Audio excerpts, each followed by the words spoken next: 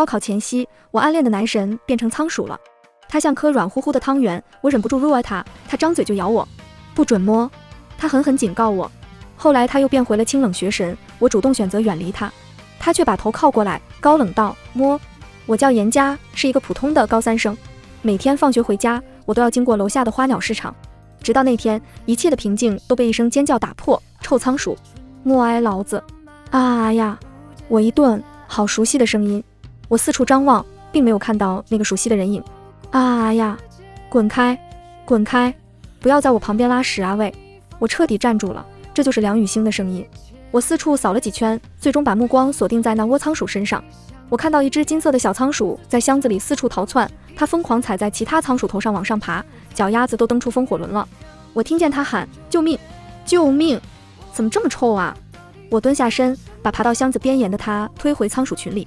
果然听到它大骂道：不长眼的东西，给野死！我被它叽叽喳喳的声音逗乐了，毕竟这和学校里遥不可及的高岭之花反差太大了。梁雨欣，是你吗？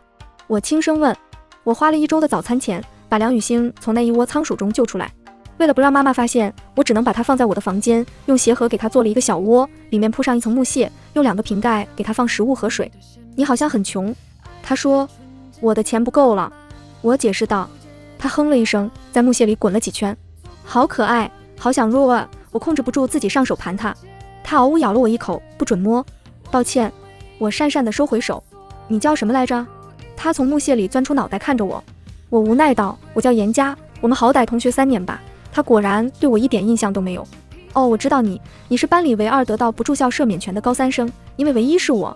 他说话的语气跟解了道数学难题一样得意。我眼前一亮，他还记得我。每天9点晚自习后，零零星星的几个走读生结伴出校，只有我故意磨磨蹭蹭戴着耳机走在他身后，他家司机会在校门口接他回家。我走到公交车站台等末班车，运气好的时候，他的车经过时会打开窗户，我得以窥见他冷淡的侧颜。不过你为什么能听见我说话？他抱着小饼干嚼嚼嚼。我不知道，但是你为什么会变成仓鼠呀？我趴在桌子上看他。早上醒来就这样了。他语气纳闷，吃饼干的动作都停下来了，腮帮子鼓鼓的。怪不得你今天没有来上课，同学们都在说你转学了。屁！我感觉我像在做梦。他又开始嚼嚼嚼。我忍不住低头笑，我从未想过梁雨欣的话会这么密。他平时在学校独来独往，非常神秘，除了上课被老师点起来回答问题，很少有人听见他说话。不过这样也好，自在。他说着咔嚓咔嚓地啃着饼干。我祈祷，可是我们就快要高考了，你不着急吗？我已经保送了。他道。我就不该多嘴问。谢谢你帮助我，严佳同学。他说。不用谢。我摆摆手。他吃饱喝足，打了个哈欠，钻进木屑里睡觉了，软软的身体蜷成一团。闹钟显示已经快12点了，窗外淡淡的月光落在桌前。我伸手指头去戳他，没反应。我又戳了戳，他翻了个身，睡熟了。我轻轻关掉台灯。晚安，梁雨欣。现在我每天放学都迫不及待地飞奔回家，我要去喂我的仓鼠。哦，不是喂梁雨欣。你今天回来的有点晚。他从睡觉的小盒子里钻出来，那是我用牛奶盒给他做的小窝。我把买来的蓝莓递给他一颗，解释道，今天老朱让我们做卷子，所以回来晚了。他抱着蓝莓咬了2口，我看看。我犹豫了，因为我的数学卷子还差3分才及格，而他常年接近满分。我不会笑你的。他一眼就看穿我的犹豫。好吧，我说。他吃完半颗蓝莓，擦了擦手脚，可爱死了，把我放在桌子上。他说。哦。我把手伸进鞋盒，他爬上我的掌心，软乎乎的。我小心地把它放在书桌上，将卷子在他面前撑开。他趴在桌上看了2眼，呵呵。我听见他干笑2声。他站起身子，伸出小手点了点卷子的一道选择题。严佳同学，这道函数题的解法我们高1就学过。我挠了挠鼻子，我基础不是很好。他点头，你确实有点笨笨的。沉默是今晚的康桥。我教你吧，没准我的数生环得靠你了。他叹气。好啊。我窃喜道。从这天起，我给梁雨欣准备了一根吸管作为教棍，他抱着吸管在试卷上戳戳戳。这道题明白了吗？我忙不迭地点头。梁雨欣确实很聪明，和大多数学神不一样，他完全能向下兼容。一张物理卷子讲完，我神清气爽，完全消化。他一屁股瘫在桌子上坐着，累死了。他哼哼唧唧地搓脑袋。我感觉我们好像在演聊斋啊。我忍不住说。他瞥了我一眼，我笑，我是要去赶考的书生。我才不是妖精。他背过身去，气呼呼地举起2只小手。要吃板栗。他说。我拿了一颗糖子板栗递给他，他抱着啃，背影一动一动的。他好像长胖了很多，已经有我一个手掌大了，像个团子似的。我忍不住戳他，同学说你家长给你请了长假，因为你生病了。生什么病？他转过身来问。不知道，班主任说要组织同学代表去看你，但是你父母说你还在昏迷，不适合探视。他若有所思，我爸妈回来了。难得。你是一个人住吗？我问。他嗯了一声。我那天感冒睡得早，可能半夜发烧，灵魂出窍。我恍然大悟，这个可以用量子力学解释吗？他噎住了。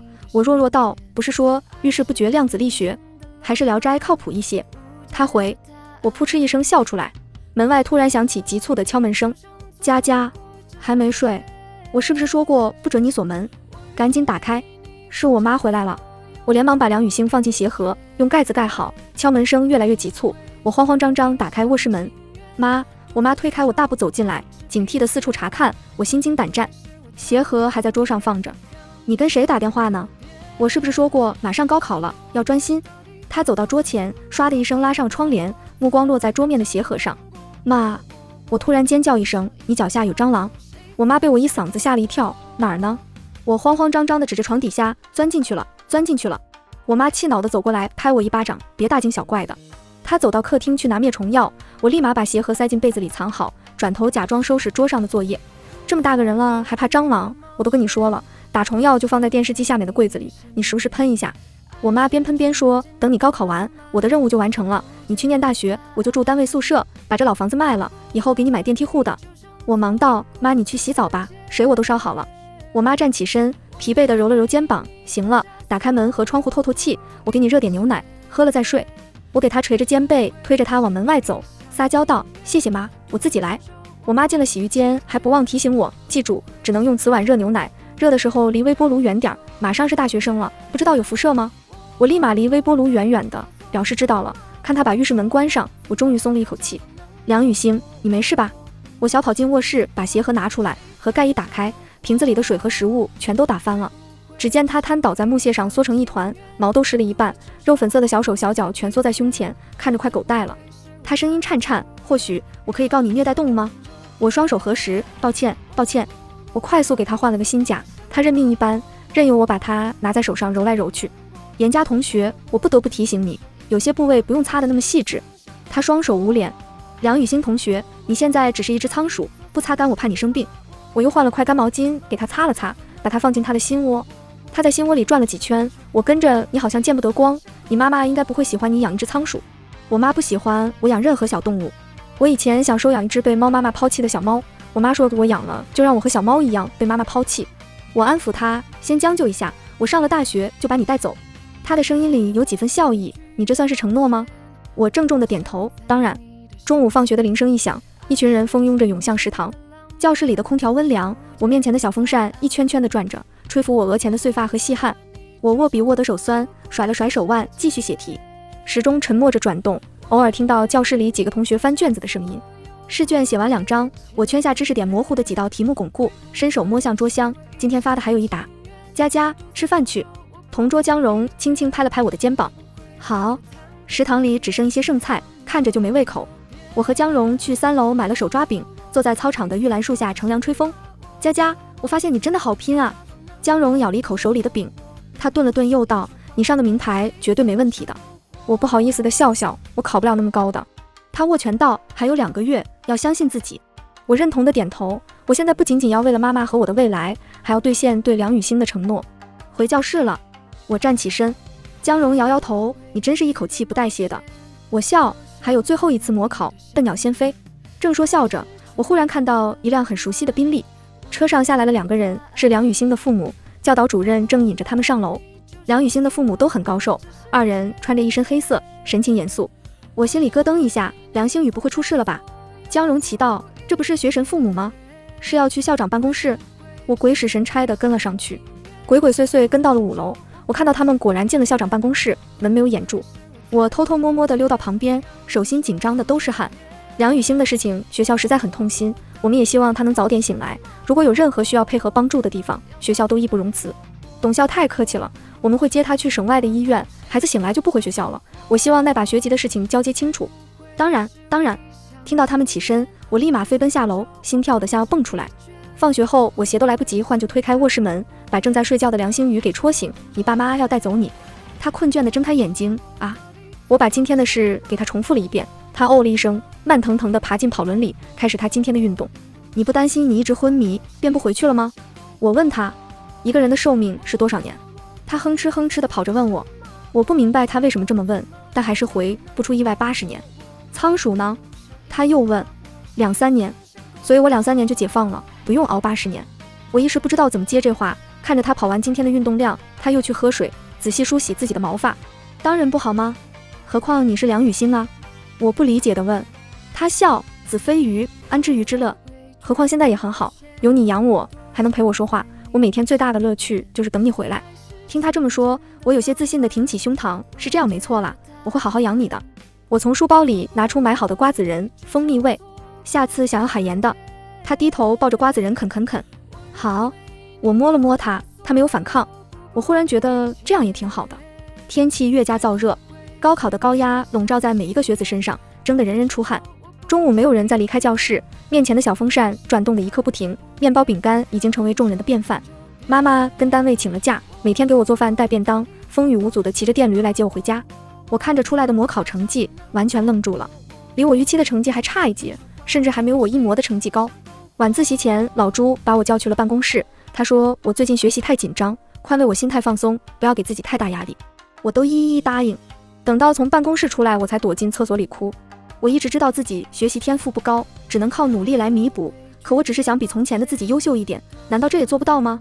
晚自习后，妈妈没有来接我，她一定是从班主任那里得知了我的成绩。我不知道该怎么面对她，磨磨蹭蹭地走到我家楼下。我突然瞥到垃圾桶里塞着熟悉的鞋盒，我顾不得脏，连忙走过去捡起来，里面的木屑食物脏兮兮乱糟糟地散开。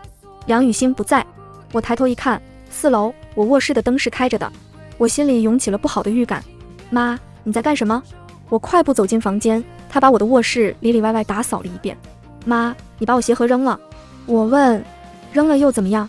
她冷着脸说，我的仓鼠呢？我声音都颤抖了。她用力扔掉手中的拖把，尖声骂道，严家，你胆子大了是不是？你自己看看你的分数，3心2意学别人养什么宠物？你考不上大学，养自己都难。我的眼泪不争气地冒出来，你把我仓鼠扔哪儿了？被野猫吃了。还问什么问？我每天这么辛辛苦苦地伺候你，你问过我一句了吗？我半辈子都是为了你，你要考不上好学校，人生就废了。趁早别读了。我的心难受得像被油炸火喷，热泪烫得我视线模糊。我没让你为了我，我当初是想跟爸爸走的，是你非要让我留在你身边。我妈气愤的情绪激动，你个白眼狼，你以为你爸和那个贱人会对你好吗？你怎么这么不懂事？我不受控地发泄道，是，我不要他们对我好，至少我不会当你的拖油瓶。我从来不敢让你不满意，从来不敢让你不开心，因为我知道你为了我，你都是为了我。可是我真的好累，我宁愿去死。啪，清脆的巴掌落在我脸上，脸上骤然火辣红肿，耳鸣声嗡嗡作响，我彻底愣住了。从现在开始，我不会再管你。妈妈捡起拖把冲进卫生间冲洗，流水声开得哗哗作响。我崩溃地哭了好一会儿，突然想起来什么，我立马抬手擦干眼泪。梁雨欣，床底和柜子都看了，她都不在，我要出去找她。我跑到楼下的垃圾箱旁，垃圾车已经收拾完，我着急地呼唤她的名字，梁雨欣，你在哪儿？你在里面吗？小姑娘闪开，到车了。司机提醒我，梁雨欣。我开始大喊，心慌不已，这附近有许多野猫，它在外面只会凶多吉少。垃圾车开走了，我的眼泪汹涌地掉下来，我走了好几条街巷都没有找到它，是我害死了它。今天经历的辛酸与伤心一起涌来，我蹲在地上止不住的哭泣，哭到梁星宇喊了我好几声，我都以为是幻觉。严家，一团脏兮兮的小东西出现在我面前，我用力抹了一把眼泪，终于看清是梁雨欣。她浑身的毛都湿透了，凝成一簇簇，还沾着些烂菜叶子，看着可怜又搞笑。我伸出手接她，她跳了上来，颤声道，别哭了，我不会死。对不起。我抽噎着道歉。说什么对不起，我这不是还活着？她打了个冷战，蜷缩起身子，快带我回家，我身上臭臭的。我这次会把你藏好。我哽咽道。好。她昏睡在我的掌心。养了1周，梁雨欣才恢复活力，毛色终于光亮顺滑。我给她做了一个半开放式的窝，如果我妈再发现，新家更方便她逃窜。我也很快从模考的失利中走出来，专心准备着只剩30天不到的高考。梁雨欣每天都陪我做题到很晚，有一天深夜，我困得在桌上眯了一会儿，她趴在我手臂上睡得很熟。此后她养成习惯，每天都趴在我手臂上睡觉。窗外的月色很明朗，街道非常安静，时钟显示1点，台灯滋滋的电流声和落笔的沙沙声清晰入耳。手里的笔芯写没墨了，我才停笔。这次倒全对了。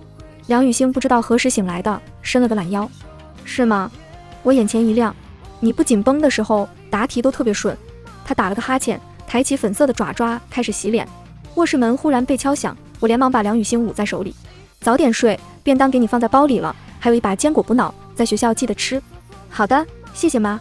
我说，这几天我和我妈陷入闹别扭的怪圈，我想跟她道歉又张不开嘴，她除了给我做饭也不怎么搭理我。你妈妈对你真好，不像我爸妈。梁雨欣嘀咕道。我认真想了想回道，因为你很独立，什么事都做得很好，不需要人担心。他忽然跳到桌子上，可以开一点窗户吗？我打开一半窗户，凉风吹进来，明亮的月光柔和地落下。梁雨欣抬头看着月亮。其实我那天生病是可以自己给医院打电话的，但是我不想。为什么？我问。他趴在桌子上，因为我想让他们回来看我，也想让他们不要离婚。原来是这样啊，怪不得他一点也不急着变回去。平时无所不能的学神脆弱起来，我竟不知道该怎么安慰他。我反复措辞着，没来得及开口，他就倒在桌上打起滚来。好羞耻啊，怎么变成仓鼠以后那么多话呀？我被他逗乐了，但是这样很真实，你会感到快乐吗？当然。他爬起身，而且因为遇到你，我感到自由。他爬到我手心里，谢谢你，严家。不用谢。我说。他扭了扭胖身子，那让你摸一下吧。我憋红了脸笑，拿他在手里盘。他舒服地眯起眼，让我挠脖子和脑袋。我揉了一下他的肚子。他呀了一声，手脚抵住我的指头。这里不可以。抱歉。我把他放进他的窝，他头也不回地钻进去，好像是害羞了。高考前的最后一堂课，同学们，明天有没有信心？老朱站在讲台上大喊。有。全班拍着桌子欢呼。墙上的高考倒计时只剩下一个明晃晃的1。我恍惚地跟着鼓掌。外面走廊上响起了阵阵欢呼尖叫声，无数张雪白的试卷书本哗啦啦飞在空中，好似下了一场大雪。同学们都涌出去喊楼。我看到窗外的白玉兰开得正好。收拾好教室里的书本，我才发现我的青春很沉重，重得满满2个行李箱才装得完。但它又消失得很快，破空一见，我来不及看途中的景色，就会被命运带到它指定的地方去。高考前夜，闷热异常。我埋首桌前，再次复习着滚瓜烂熟的公式和古诗词。我妈在门外轻轻敲门。东西都准备齐全了吗？她走进来检查了一遍我的文件夹，确认万无一失才安心。我妈又给我交代了几句，我都谨记在心。佳佳，那天的事情确实是妈妈做的不对，妈妈不该把你的仓鼠扔了，我希望你不要被这件事情影响心情。没有，是我不该跟你发脾气，我有错。我愧疚道。我妈握紧我的手，你好好考，考完后你想做什么妈都答应你。谢谢妈。我拥抱了她，心酸的几乎要流泪。快睡吧，养好精神。妈妈看我躺上床，给我关了灯，才安心的出去。我看着窗外隐隐透进来的路灯光，怎么也睡不着。梁雨欣，我轻轻喊了一声，一阵扣扣脆脆的声音响起，我的枕头陷下去一个窝。好困啊。梁雨欣趴在我旁边哼唧。她这几天总是睡，有时候我都怕她睡嘎了。我觉得我有点紧张。我道，高考会比模考简单，放平心态。她蹭了蹭我的脑袋。你不用参加，肯定体会不到紧张。我这话有点酸，她听后却一笑。那你觉得高考对你来说意味着什么？我想了想，回道，意味着一个踏板，是改变命运的重要机会。说得不错。他道，那对你来说呢？我侧过头问他。体验。仅仅是体验，就像做一只仓鼠，也是一种体验。他懒散的蹬腿，毛茸茸的身体很温暖。你不会害怕吗？比如害怕失败，就算只是做仓鼠，也会害怕被饲主丢弃，或者被猫吃掉、饿死之类的。我在他说话前捏住他的脸，别告诉我又是一种体验。他口齿不清道，当然会害怕，我从小就怕一个人待着，还怕黑。我一愣，这算什么害怕？他哼了一声，扭过身子背对着我，是你让我说的。我没有嘲笑你的意思。我戳了戳他的屁股，他挪了挪身子，转移话题道，我好困，睡吧。我轻轻拍他，只听他含糊道，严家，因为有你陪着我，所以我不害怕了，现在我陪着你，你也不要害怕。我心头一动，弯眉笑道，好。考完最后一科出来，我随着人流走到校门口，接近傍晚的夕阳红的亮眼。我妈打扮得很漂亮，那一身湖蓝的旗袍非常衬她。辛苦了我的佳佳。她给我带了一束花，我心里满满的暖意。谢谢妈妈。我们去了舅舅家陪姥姥吃饭，但我拿起手机，下意识打开的竟然是背单词的软件。我突然就很想见梁雨欣，想告诉她我现在的心情。吃完饭后，我买了坚果飞奔回家。梁雨欣，我喊了半天，他也没爬出来。我找了他好久，才发现他躺在我给他搭的那个小窝里，一动不动。我心里一凉，小声地叫了他一声，他还是没动静。我伸手去碰他，软绵绵的身体已经没有一点温度了。我的眼泪猛然决堤。回学校拿毕业照这天，我都没什么精神。班里要举办毕业晚会，教室里被大家装饰得焕然一新，布置得张灯结彩。大家都在拍照留影，打闹着说笑，校服上落下了每个人的签名，像一本回忆册。只有梁雨欣没在，她或许再也不会回来了。我拿着手中的毕业照，上面也没有她。我甚至开始怀疑，这几个月的相处记忆到底是真是假？梁雨欣真的短暂地停留在我身边过吗？讲台上的表演已经开始，从最开始小品表演的捧腹大笑，到合唱时的眼泪婆姿，我突然就很难过，转过头去红了眼眶。佳佳，看我！江荣递给我一根荧光棒，往我脸上粘了几张卡通图案。别哭了，来笑一个。他拉着我合影，搞怪的表情十分逗趣。台上的老朱拿着话筒感慨道：人生何处不相逢，同学们，在未来的路途中，只愿你们一马平川，前途似锦。欢呼声和掌声此起彼伏，在这热闹声中，忽然响起了一阵敲门声。众人往门口看去，门边站着的正是梁雨欣，她的神色淡淡，仿佛是迟来的故人。老朱很惊喜，同学们都挤上去问他什么时候醒的，身体好点了吗？他生疏地回应着同学们的关心，就像一轮冷冷清清的月，但是我看出了他的紧张。他不大适应别人对他的关注和问候，无意识地攥紧右手。班里人终于齐了，晚会的气氛更加活跃。梁雨欣被老朱拉上讲台说了话，他表示感谢大家对他的关心，祝同学们学业有成，未来可期。他说话时往我这边看了一眼，眼神很自然地掠过了我，我松了一口气，真好，他还活着。9点半散会时，全班拍了一张大合影，这次梁雨欣终于在了。大家结伴走出了校园，和同学们告别后，我慢慢走到公交车站，习惯性地戴上耳机。夏夜的风很凉爽，一如往常的。公交车站并没有几个人，我无数个夜晚都在这里等待回家的末班车。直到那天，我听到了一只仓鼠的心声，一切好像都不一样了。旁边忽然多了道身影，我侧头看去，有些惊讶。梁雨欣同学，好巧啊，你也在等车吗？他心无旁骛地直视前方，然后我们默契地在晚风中沉默了2分钟。我的车到了，我说，他点头，再见。我说，他没理我。我上车，坐在最后一排，梁雨欣目不斜视地走过来，郑金威坐在我旁边。这班车到你家吗？我好奇地问道。他肯定地点头。哦，我笑。车辆发动，窗外绿荫浮动，灯火通明，我忽然起了兴致。你看过童话故事吗？我问。关于什么？他回，是关于一只小仓鼠，它喜欢吃海盐味的瓜子蜂蜜味道的板栗，它还会做满分高考题，但它不喜欢被人摸，还说它不喜欢一个人，很怕黑。你听过他的故事吗？略有耳闻。他的耳尖都红透了，他真的记得。我深呼吸了一口气，努力憋住眼泪。他忽然靠过来，一脸高冷，摸。我惊讶地看着他，他又重复了一遍，摸。我抬起微颤的手，轻轻落在他的头上，和想象中一样柔软的发，温热细腻的面庞，我终于真切地感受到梁雨欣还好好活着。她脸红得要滴血，哑声道：摸好了没有？没有。我双手捧着她的脸，她猝不及防，眼里都是惊慌失措。我用力捏她的脸，你为什么突然死了？一点征兆都没有。她可怜地眨眨眼，我不是故意的，我那天一直在等你回来，后来就特别困。我松开她，她却握住我的手放在耳边。我真的回来了，你再摸摸。你会不会又消失了？我忍不住难过。不会，我说过我会陪着你，你也会陪着我，对不对？他小心地看着我，我轻轻点头。第一次这么近距离地和他对视，我后知后觉得不好意思起来。他也有些羞涩，默默地坐正身子，但依旧牢牢抓住我的手。我们的手心都是汗，但谁都没有松开。高考成绩出来那天，我妈激动的眼泪停不住。老朱很欣慰地拍了拍我的肩膀，让我放心大胆地选学校。填完志愿从学校出来，梁雨欣就站在校门口等我。